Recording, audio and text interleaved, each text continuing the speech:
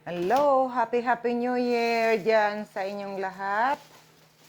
Mega shout out sa inyo mga host, mga lods, lahat kayo dyan. Ito ang aming New Year dito. Ay, nakakatawa naman kung ano-anong luto na naman, chicken or kahit ano. Ito, yan ang puro ulo ng isda. Yan ang alugbati. Yan, tingnan nyo mga guys, ang dami niyan. Magsasabaw kami ngayon. Sinigang siya sa, hindi siya miso ito ang ginagamit namin. Hummus tahini. Para ka rin nagsigang sa miso. Yan. Yan na hummus. Makaka-relate lang yan yung mga galing na dito sa Saudi na alam ang hummus. Chickpeas yan na pero hummus ang tawag dito. Para kang nagsigang sa miso. At ito naman guys, ampalaya. Ampalaya con.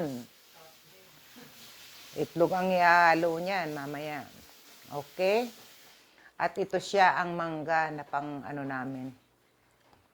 Para hindi kayo magsawa sa lasa, meron kang iulam na mangga. Yan. Lalaki ng mga mangga dito, mga guys. Yan.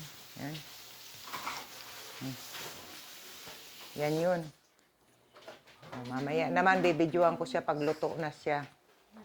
Na yan ang sinigang na bangus. Ay, hindi bangus. Ulo yan ng isdang yung ba yun? Yung tawag ng isdang yan. Hindi ko na alam.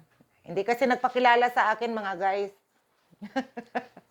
Kaya yan ang aming pang New Year mamaya. Hamor yan. Hamor, yan ang isdang bato eh. Yung banak ba yan ha? Hamor yan, yung malalaki. Oo. Yung katawan niyan is nauna nang kinain nung nakaraang araw. Iyan na lang natira para sa bawin. Guys. Magluluto niyan yung kasama ko, hindi ako ha. Kasi may mission pa ako sa baba, hindi pa tapos yung amo namin, mag-aalmusal pa siya. Kaya bababa na rin ako.